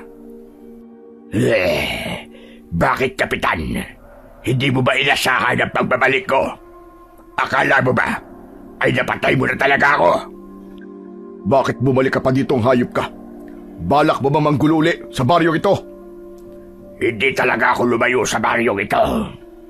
Hindi nyo lang nalalaman na narito ako sapagkat iba ang anyo na ginagamit ko. Araw-araw, nakakasalamuha ko kayo nang hindi nyo namamalayan. Kaya nga alam ko na namatay na si Tatay Gabo. Namatay na ang nag-alaga sa anak ko ng maraming taon. Kaya ipaghihiganti ko ang pagkamatay niya. Mali ka ng pinuntahan dahil hindi ako pumatay sa kanya, kundi ang pinakamamahal mong anak na si Tanya. Yun ay dahil sa kagagawa ng dayong nasa loob ng bahay mo. Ilabas mo na siya dahil siya lamang ang kailangan ko. Hindi kita inadamay sa paghihiganti ko kung ibibigay mo siya sa akin. Sige, nandun siya sa loob ng bahay ko. Puntahan mo siya doon. Gawin mo kung ano nais mo. Patayin mo man siya. Hindi kita pipigilan. Ngunit siguraduhin mo lang na hindi mo sasaktan ang asawa ko at ang batang si Buboy. Nataranta ako sa aking narinig at nasaksiyan. Hindi ko malaman ang gagawin ko ng mga oras na yon. Anak nang, talaga bang ibibigay ako ni Kapitan sa aswang na yun? Anong gagawin ko? Diyos ko, kailangan ko makatakas dito. Si Buboy, baka matulungan niya ako. Dali-dali akong pumasok sa silid kung saan natutulog si Buboy. Niyugyug ko siya upang gisingin. Subalit kahit na anong yugyug ko sa kanya, hindi siya gumagalaw man lang. Marahil ay dahil sa matinding pagod niya. Nang mga sandaling yon, narinig ko na ang mga yabag ng aswang na papasok sa loob ng bahay. Binatang dayo! Magpakita ka sa akin! Nangangatal na ako sa takot ng mga sandaling yon. Namumuo na din ang galit sa puso ko laban kay Kapitan dahil naatim niyang ipagkanulo ako sa aswang. Asan ka na, lalaking dayo? Lumabas ka na! Dahil lalo ako nagigigil kapag pinagtataguan ako! Hanggang marinig ko ang yabag niya patungo sa silid kung saan ako naroroon. Dahan-dahan niyang binuksan ang pintuan hanggang nakita niya ako at magtama ang aming mga mata. Kitang-kita ko ang galit sa puso niya. Nakakatakot ang matalim niyang tingin. Nandito ka lang pala! Katapusan mo na ngayon! Inilabas ng aswang ang kanyang mahabang dila. Tila kasing nipis lang yon ng karayom. Matulis din at matalas. Sa likuran ni Mang Dado, naroon nakasunod sa kanya si Kapitan. Nakatingin ito sa aking mga mata. Tila ba meron itong ipinapahiwatig sa akin, kaya nanahimik lang ako, naghihintay sa susunod na mangyayari. Nang ganap nang nakalapit sa akin ang aswang, nakahanda na din ang dila niya upang ipulupot sa katawan ko. Doon na gumalaw si Kapitan. Ang itak na dala niya ay ginamit niya upang saksakin sa likod ng aswang. Ilang ulit na saksak ang kanyang pinakawalan hanggang sa lumuhod na sa sahig ang aswang. Hindi pa nakontento si Kapitan. Hinubad niya ang kanyang mahiwagang medalyon, saka ipinulupot ang kwintas nito sa dila ng aswang. Lumiwanag ang medalyon, saka tuluyang lumabas ang apoy. Kumalat ang apoy sa buong katawan ni Dado. Nagsisisigaw siya sa matinding init at sakit. Nagtatatakbo siya sa loob ng bahay, dahilan para kumalat ang apoy. Dahil sa gawa sa mga materyales na madaling masunog ang bahay, mabilis na kumalat ang apoy. Binuhat ko si Buboy mula sa higaan, saka sabay-sabay kaming lumabas kasama ang asawa ni Kapitan. Mula sa labas, nakaluhod si Kapitan habang pinapanood ang nasusunog niyang bahay. Baka sa mukha nito ang panghihinayang. Nasa likod niya ang asawa niyang labis ang paghihinagpis. Kaya nilapitan ko siya upang kahit paano mapagaan ko ang kanyang kalooban. Nang mga sandaling yon, natitiyak kong patay na ang aswang na ama ni Tanya. Kapitan, patawarin niyo ako dahil sa akin nawala po ang ipinundar niyong bahay. Nanghihinayang lang ako sa bahay na ito dahil narito ang mga alaala ng pamilya ko, ng mga anak ko. Kaya masakit sa akin na naabo ito. Hayaan niyo po, Kapitan. Tutulong po ako para mapatayo po ulit ang bahay na ito. Salamat, Mark. Ngunit hindi na kailangan. Meron pa naman akong ibang bahay na matutuluyan. Yung ipapagawa ko sanang paupahan, doon na lamang muna kami ng asawa ko. Pwede ka din dun muna tumira, kung ayos lang sa'yo. Ayos lang po sa akin, Kapitan. Ang mahalaga po, kasama ko po kayo.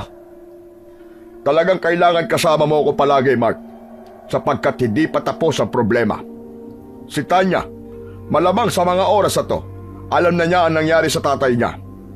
Kaya nasisiguro kong babalikan ka niya, Mark. Tiyak na tutugisin ka niya. Pero wala po akong kasalanan sa kanya o kahit sa tatay niya. Paano mo ipapaliwanag sa kanyang bagay na yan? Sige nga, tatanggapin kaya niya ang mga ipapaliwanag mo? 2 buhay na sa pamilya niya ang nawala. Si Lolo Gabo at ang tatay dado niya. Ang paniniwalaan niya lang sa ngayon ay ang damdamin niya. Natitiyak ko ang bagay na yan. Tama ang mga sinabi ni Kapitan. Hindi na nga talaga madadala sa simpleng paliwanag lamang ang mga nangyari. Kapitan, ano pong gagawin ko? Hindi ko din alam, Mark. Ang mabuti pa ay maghintay na lamang tayo sa susunod na gagawin ni Tanya. Nasa kanya ang pagpapasya. Kung pipiliin niya pa din ba ang magpakasama o magpapakabuti na, siya lamang ang makakasagot sa tanong na yan. Kasabay ng aming pagdadalamhati ay ang malalakas na kulog at kidlat na pinapakawalan ng langit. Tila ba nararamdaman din ito ang kalungkutang nararamdaman namin. Doon ako lalong nakaramdam ng awa para kay Kapitan at sa asawa niya. Hindi nila ako kaano-ano. Hindi din nila ako kadugo. Pero pinoprotektahan nila ako ng gusto. Inaalagaan at halos ialay na nila ang kanilang buhay para sa akin. Labis akong nagpapasalamat sa kabaitan nila. Hindi ko kayang tumbasan ang lahat ng yon, kundi ang suklian din ang kabutihan nila. Tutulong ako para magawa ang bahay nila. Hindi ko sila iiwan hanggang hindi pa sila nakakabangong muli. Yan ang ipinangako ko sa sarili ko. Maya-maya pa ay bumuhos na ang malakas na ulan. Tumakbo kami sa isang malaking puno na nasa gilid ng nasusunog na bahay. Sumilong kami pansamantala upang kahit paano ay hindi kami mabasa ng ulan. Nang mga oras na yon ay dumating na din ang mga magulang ni Buboy. Mula sa kanilang bahay, dinig na dinig pala nila ang ingay ng pakikipaglaban ni Kapitan sa aswang. Kaya napasugod silang mag-asawa. Kapitan! Kapitan, nasan po ang anak ko si Buboy? Ligtas po ba siya? Oo, Castor. Ligtas si Buboy, huwag ka mag-alala. Salamat sa Diyos. Akala ko napahamak na ang anak ko eh. Hindi ko pababayaan mapahamak ang anak mo, Castor. Lalo na at nasa poder ko siya. Nakapanghihinayang lang dahil wala na ang bahay ko, Castor. Kung ganun ho eh, tayo na po muna sa bahay. Doon na po kayo magpalipas ng gabi. Mababasa po kayo ng ulan dito. Hayaan niyo po. Tutulong po ako sa pagtatayo muli ng bahay niyo. Salamat, Castor. Maraming salamat talaga. Habang nag-uusap si Kapitan at si Mang Castor, nakikinig lang ako sa kanila. Naisip kong mababait nga talaga ang mga tao sa baryong yon. Handang tumulong sa kapwa sa panahon ng pangangailangan. Sayang lang at may naninirahang may kakaibang lahi sa lugar na yon. Lahi ng aswang at ng gagayuma. Habang naglalakad kami, ay napadaan kami sa isang malaking puno. Isang pamilyar na tao ang nakita kong nakatayo doon. Nagmamasid sa aming mga galaw. Nagtama ang aming paningin. Hindi ako maaaring magkamali sa nakita ko. Puot at galit yon mula sa mga mata ng taong yon. Si Tanya. Siya ang taong yon. Dahil doon ay bumangon ng kilabot at takot sa buong katawan ko. Kaya naman, nilingon ko si Kapitan at tinabig ang kanyang braso. Ano yun, Mark? Narito po si Tanya, Kapitan. Ayun, oh. Baka sa mukha ni Kapitan ang pag-aalala nang marinig ang pangalan ni Tanya. Kaya tumigil ito sa pagakbang at humarap sa akin. Nasaan siya? Saan mo siya nakita? Doon po, Kapitan. Itinuro ko kay Kapitan ang lugar kung saan ko siya nakita. Ngunit nakapagtataka na wala na siya doon. Hindi ko napansin kung saan na siya nagpunta. Saan, Mark? Hindi ko siya nakikita sa lugar na itinuro mo. Pero Kapitan, nandun lang po siya kanina, maniwala kayo. Kung ganun, ay nagmamanman na siya sa mga kilos natin. Kailangan na nating magmadali. Bilisan niyo maglakad para makarating na tayo sa bahay ni Castor. Tiyak kung hindi titigil si Tanya hanggat hindi niya ako napapatay. Gaganti siya at yun ang kailangan kong pagandaan. Ikaw naman, Mark, natitiyak kung babalikan ka din niya. Aangkinin ka niya. At kung hindi ka niya makuha, tiyak, papatayin ka niya. Mabilis ang bawat hakbang namin. Nang mga sandaling yon, hindi na namin inalintana ang ulan at madilim na daan. Kahit natatapilok ako sa daan, tuloy lang ako sa pagakbang dahil yun lang ang paraan upang pare-parehong maligtas ang mga buhay namin. Kinabukasan, mabilis na kumalat sa buong baryo ang pagkamatay ni Lolo Gabo at ni Dado. Gayon din ang paglantad ng kapangyarihan ni Tanya bilang aswang. Marami ang natakot. May mga magulang na pumunta sa school upang magreklamo. Gumawa sila ng petisyon upang hindi na payagang makapagturo pa si Tanya. Ngunit kahit na hindi na gawin yun ng mga magulang, natitiyak kong hindi na rin tutuloy sa serbisyo si Tanya dahil wala na siyang mukhang maihaharap pa sa mga tao. Ilang gabi na akong hindi nakakatulog. Iniisip ko kung paanong naging ganito ang buhay ko. Ilang araw pa lang akong narito sa lugar na ito. Napakarami na talagang nangyari. Hindi ko lahat yon mapaniwalaan.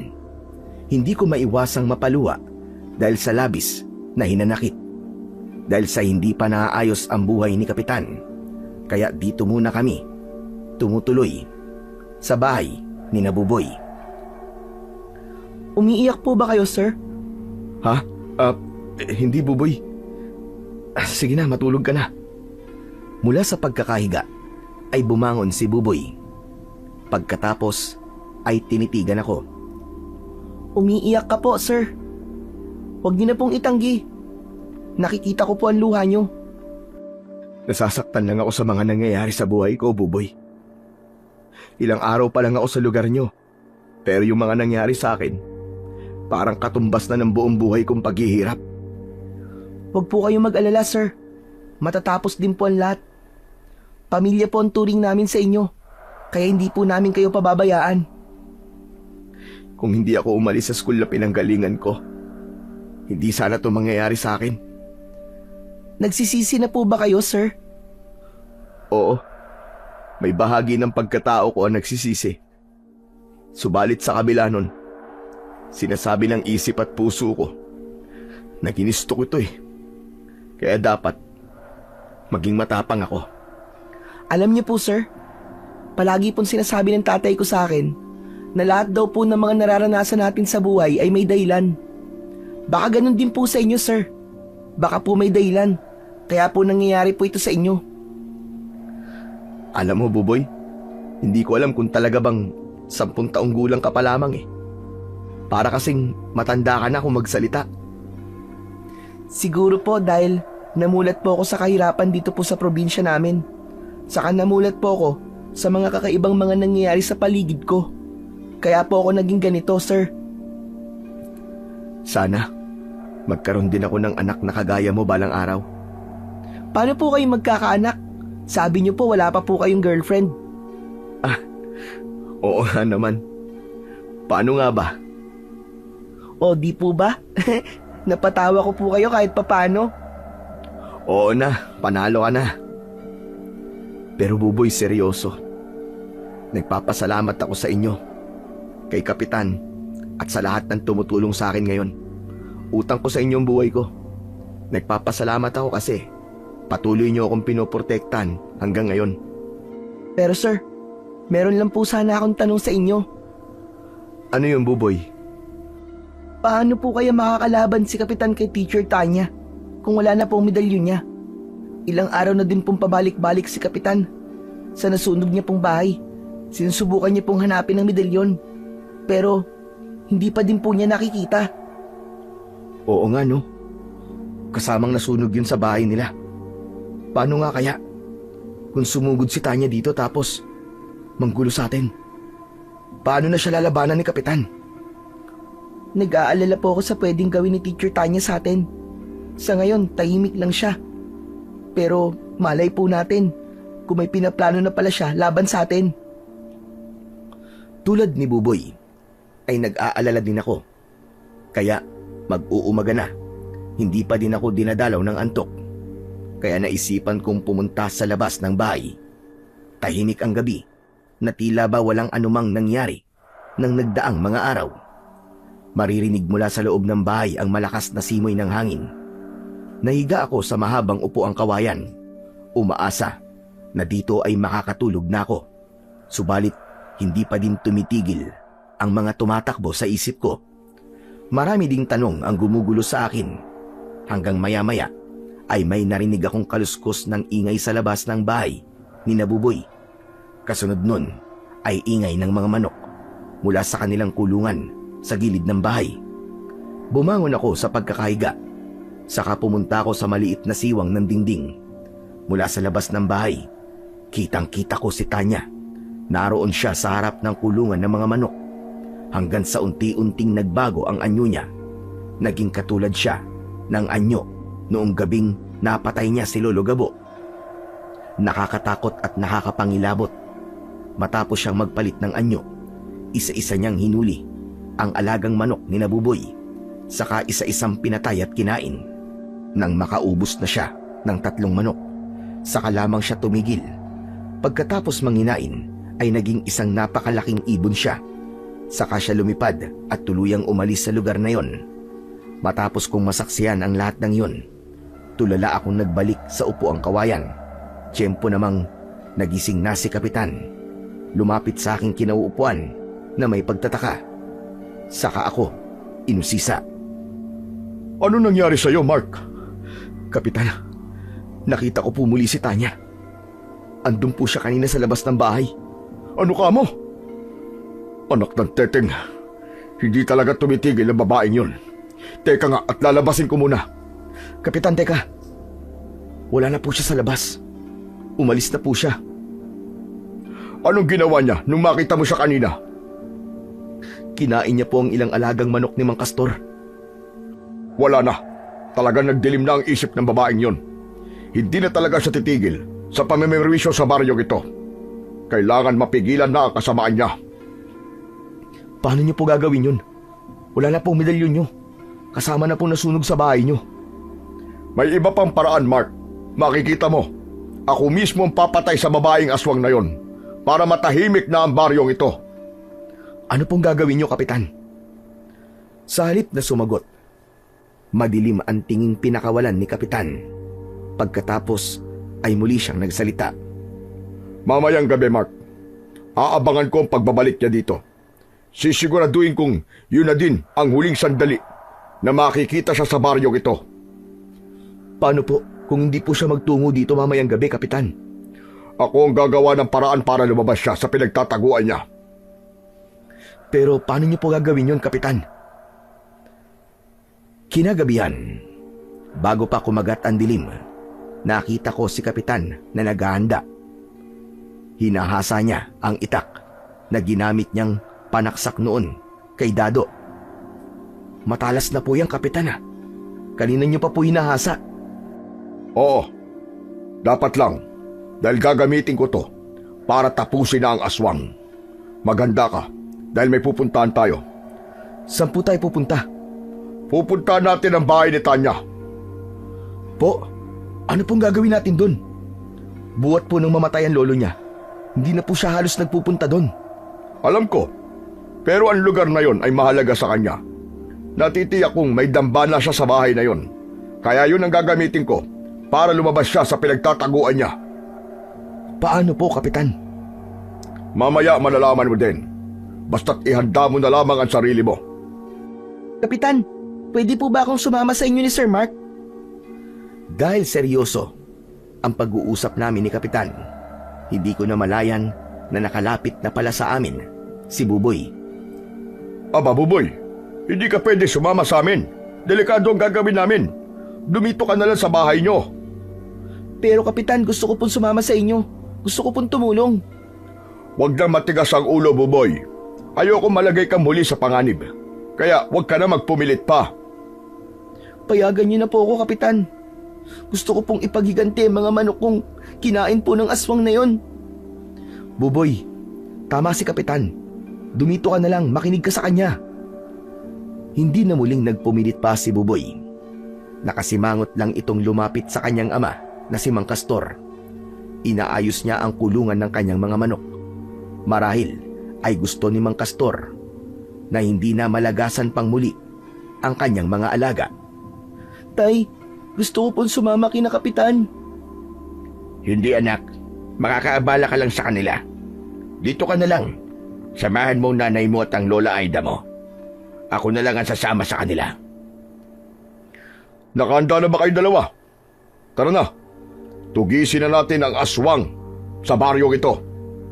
Opo, Kapitan. Nakahanda na po ako. Ako din, Kapitan. Nakahanda na ako. Nanggigigil na akong makaharap ang babaeng aswang na yun. Bagamat kinakabahan, sumama ako sa plano ni Kapitan. Nag-aagaw na noon ang dilim at liwanag nang magtungo kami sa bahay ni Tanya. May ilang mga kalalakihan din ang sumama sa amin dahil gusto din nilang mawala na ang aswang sa baryo Sapang. Tig-2 galon ng gasolina ang bitbit namin sa aming magkabila ang kamay. Nang marating namin ang bahay ni Tanya, agad na ibinuhos ni Kapitan ang gasolina sa paligid ng bahay. Bagamat hindi ako lubusang sang-ayon sa planong ito, wala akong magagawa para pigilan si Kapitan. Buo na ang kanyang pasya. Subalit ang ipinagtaka ko, ang dala niyang galon ng gasolina ay hindi niya inubos. Sa halip ay inilagay niya ang 2 pang galon sa isang gilid. Malayo yon sa mismong bahay. Subalit hindi ko na din gaanong pinagtuunan ng pansin dahil alam kong may plano si Kapitan para doon. Sige, sindihan niyo na po, Kapitan. Matapos maihagis ni Kapitan ang may sinding palito ng posporo, ay biglang may malaking ibon ang dumating. Kitang-kita ng aming 2 mata ang pagbaba niya sa bubong ng bahay. Bitbit ng ibon sa kanyang magkabila ang paa, sina Buboy at Lola Aida, ang asawa ni Kapitan. Ibinaba niya ang 2 tangan, saka muling lumipad pababa sa lupa habang nagsisimula na magliyab ang bahay. Aida! Buboy! Diyos ko po, hindi maaari ito! Kapitan, anong gagawin natin? Masusunog sila kapag kumalat ang apoy.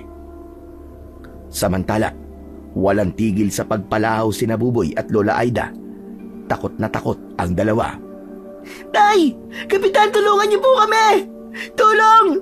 Tulong po! Samantala, si Tanya ay bumaba na sa lupa. Nagbalik sa dating anyo bilang isang tao. Unti-unti siyang lumapit sa kinaroroonan ko. Gusto ko sanang tumakbo papalayo, pero huli na. Nahawakan na niya ang braso ko. Matapos niyang mahawakan ang braso ko, nagpalit na muli siya ng anyo bilang aswang. Bitiwan mo ako! Bitiwan mo ako, Tanya! Bakit? Natatakot ka ba? Talagang nakakatakot, pati ang boses niya, lalo na't malapit na malapit lang siya sa akin. Hindi! Hindi ako natatakot sa'yo! Talaga ba, Mark? Pero kitang-kita ko sa mga mata mo ang takot. Huwag kang mag-alala. Hindi ka masasaktan. Kung papatayin niyo ang apoy sa bahay ko, pero ayos lang din, dahil kahit na masunog ang bahay ko, sunog din ang mga mahal ko sa buhay. Kaya patas na tayo! Hindi! Hindi kailanman magiging patas yun! Dahil lahat ng nangyari sa'yo, kagagawan mo yun! Ikaw ang nagsimula ng kaguluhang ito! Ikaw ang may kasalanan! Matapang ka pa din. kahit hawak ko na ang buhay mo. Ano, Kapitan? Itayin mo na lang bang masunog ang mga mahal mo sa buhay? Ibaba mo si Buboy at Lola Aida! Sasama na ako sa'yo, Tanya! Sige, madali naman ako kausap. Pagkatapos akong bitiwan ni Tanya, nagpalit siya ng anyo bilang isang malaking ibon. Pagkatapos ay lumipad ito patungo sa kinaroroonan ni Buboy at Lola Aida. Sa kahinila ng kanyang matatalim na kuko, ang 2 taong nasa bubong upang maibaba sa lupa. Matapos maibaba ng aswang ang 2, binalikan ako ng aswang, saka inilipad pataas sa bubong ng bahay. Dama ko ang matinding init mula sa aking kinalalagyan dahil malapit nang maabot ng apoy ang bubong ng bahay. Bakit mo ako dinala dito? Balak mo ba akong patayin? Oo, balak kong mamatay. Nakasama ka. Nababaliw ka na! Nababaliw ka na, Tanya! Gusto kita, Mark. Gustong gusto kita. Mula pa nung una pa lang kitang nakita. Kaya nga kung hindi ka magiging akin, magkasama na tayong mamamatay dito. Pagkasabi nun ni Tanya, nasaksiyan kong nagbalik ang anyo niya sa pagiging tao muli. Hindi mo ako totoong gusto, Tanya. Nahihibang ka dahil sa gusto mo ay atensyon mula sa ibang tao. Siguro nga tama ka. Inay dahil kahit minsan, hindi ko naramdaman na tinanggap ako ng mga tao sa baryong ito. Kahit na wala akong ginawang masama sa kanila. Palagi nilang ikinakabit sa akin ang pagkakamali ng nanay ko at ang pagiging aswang ng tatay ko. Kayong kahit minsan, hindi naman ako nanakit ng tao. Masama bang hingin ko sa'yo na magustuhan mo din ako? Hindi, Tanya. Pero ang ipilit agad ang gusto mo, yun ang masama. Wala pa akong 1 buwan sa lugar na to. Hinayaan mo sana muna akong makilala ka ng lubusan. Malay mo at magustuhan din kita. Nagpapatawa ka ba, Mark? Pangit ako sa paningin ng iba. Kaya ang tanging paraan para magustuhan mo ko ay ang gayuma. Ngunit pakialam merong batang si Buboy na yun at si Kapitan. Kaya hindi gumana ang plano ko. Pero tapos na yun. Dahil magkasama na tayong mamamatay ngayon, Mark. Hindi na tayo maghihiwalay. Kahit sa kabilang buhay. Hindi. Hindi, Tanya. Hindi ako sasama sa'yo sa kabilang buhay. Malakas na pagtulak ang ginawa ko kay Tanya. Dahilan para mahulog siya sa apoy na nakakalat sa baba ng bahay. Mula naman sa kanilalagyan ko, dinig na dinig ko ang malakas niyang sigaw at pagtangis. Hanggang humina yon. Tuluyan nang nawala ang boses ni Tanya. Doon din ay naramdaman ko na unti-unti nang nasusunog ang palupo ng bubong ng aking tinatapakan. Hanggang sa ang kinatatakutan ko ay naganap. Gumuho ang bubong na inaapakan ko. Unti-unti akong nahulog sa lumalagablab na apoy. Kasunod nun ay ang pagdidilim ng paningin ko. Nawalan na ako ng malay tao. Nagising akong nasa ospital. May benda ang likod ko. Dahil yun, sa sunog na tinamo ko. Subalit maliban doon, maayos ang aking pakiramdam. Iginala ko ang aking paningin sa paligid. Nakita ko ang natutulog na si Buboy sa gilid ng higaan ko. Buboy? Buboy? Mahinang pagkalabit sa ulo niya ang ginawa ko. Hanggang sa mag-angat siya ng muka. Sir Mark? Sir Mark, gising ka na po! Anong nangyari sa akin? Naku sir, 1 linggo ka pong walang malay. Sabi po ng doktor, comatose daw po. Akala ko po talaga, hindi ka na magigising eh. Sir Mark, salamat po sa Diyos at nagising ka na po. Buboy, asan si Kapitan? Nasaan sila? Umuwi lang po sila nila tatay para magpalit po ng damit, saka magdadala raw po ng pagkain dito. Pero maya-maya po, babalik din po sila dito. Salamat sa inyo, Buboy. Maraming salamat talaga sa lahat. Sandali lang po sir, tatawagin ko lang po ang mga doktor. Sasabihin ko po sa kanila, nagising ka na po. Hintay lang sir ha, sandali lang po. Maya-maya, bumalik si Buboy kasama ang doktor. Agad silang lumapit sa akin at nagtanong ng ilang mga bagay. Nagbilin lang, ukol sa kalagayan ko. Pagkatapos nun ay umalis na din sila. Pagkalabas ng doktor ay siya namang pasok ni na Kapitan at Mang Kastor. Halos maluwa ang dalawa nang makita nila akong gising na. Aba Mark, salamat sa Diyos! Gising ka na. Akala ko kung ano na mangyayari sa'yo. Pinakaba mo ko ng gusto Akala ko di ka na magigising Hindi po pwedeng mangyari yung Kapitan. Hindi po maaaring doon lang magwakas ang buhay ko. Pero, teka Kapitan, paano po akong nakaligtas sa sunog? Sa naalala ko po, nasunog ako sa lumalagablab na bahay. Ako nagligtas sa'yo, Mark. Po? Paano? Paano niyo po akong iniligtas? Nang makita ko ang pagbagsak mo sa apoy, agad kong ibinuo sa sarili ko ang laman ng 2 galon na itinabi ko. Hindi gasolina yon, kundi tubig ang laman nun na pinagbabaran ko sa aking medalyon. Bago pa ito nawala. Kaya nga, hindi ako nasunog kahit sumuong ako doon sa naglalagablab na apoy. Gagamitin ko sana yun sakaling mapalaban ako sa aswang. Subalit ang baliw na tanya na yon, mas gusto pang magpakamatay kasama ka. Kaya naman, nagamit ko yon at naging paraan para mailigtas ka. Kapitan, salamat. Walang hanggang pasasalamat po. Sa inyo din po, Mang Kastor. Buboy, salamat sa inyong lahat. Anak na ang turing ko sa iyo, Mark. Kaya hindi mo na ako kailangang pasalamatan pa. Hindi ko mapigilang maluwa ng mga sandaling yon.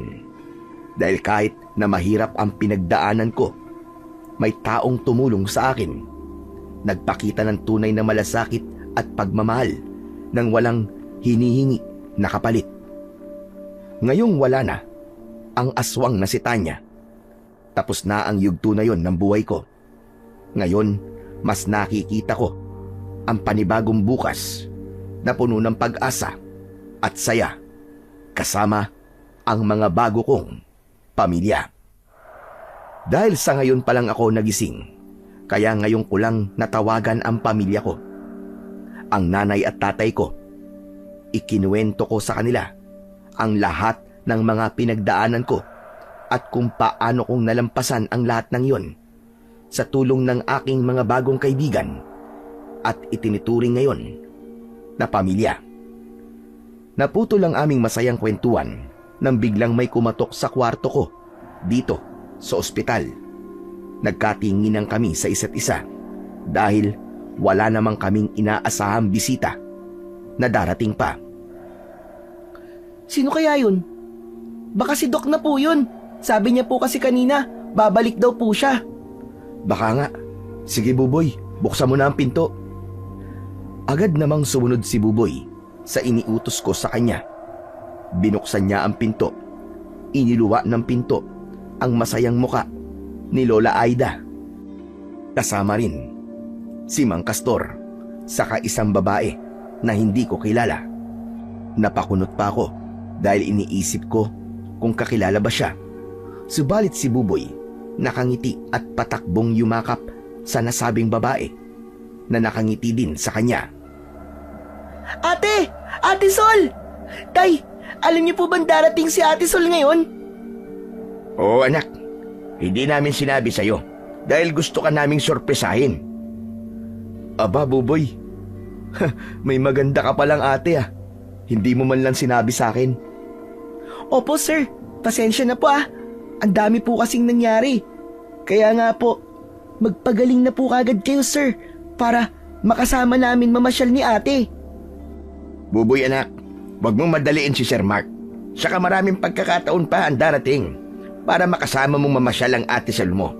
Dahil mula sa Lunes, sa school ng baryo sa Pang na din siya magtuturo. Ano? Talaga po? Yay! Dito na ulit si ate. Sir Mark, maganda po ang ate ko, di ba? Oo naman, maganda siya. Maganda at mukhang mabait talaga si Sol. Aaminin ko na sa unang pagkikita naming ito, pakiramdam ko ay gusto ko nang mas makilala pa siya. Saka parang mas nagugustuhan ko nang bumalik sa pagtuturong muli. Parang bumalik na ang sigla ng katawan ko. Tila nakalimutan ko na kagad ang mga masasamang nangyari sa akin ng mga nagdaang araw. Nararamdaman kong ito na ang magandang simula ng buhay ko dahil sa kapatid na babae ni Buboy. Sa buhay natin ay makatatagpo tayo ng taong ating mamahalin.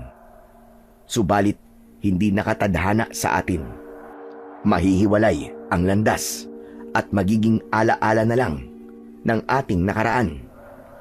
Ngunit sa panibagong yugto ng ating buhay, hindi maiiwasan ang darating na maraming pagsubok, pasakit at mga sitwasyong hindi natin alam kung ano na ang ating gagawin. Subalit, kung ating mapagtatagumpayan lahat ng ito, tiyak na may naghihintay sa ating magandang bukas. Huwag rin nating kalilimutan na palaging merong ibibigay ang ating Panginoong Diyos na mga taong makakasama natin para magbigay ng bagong pag-asa at bagong simula sa ating buhay.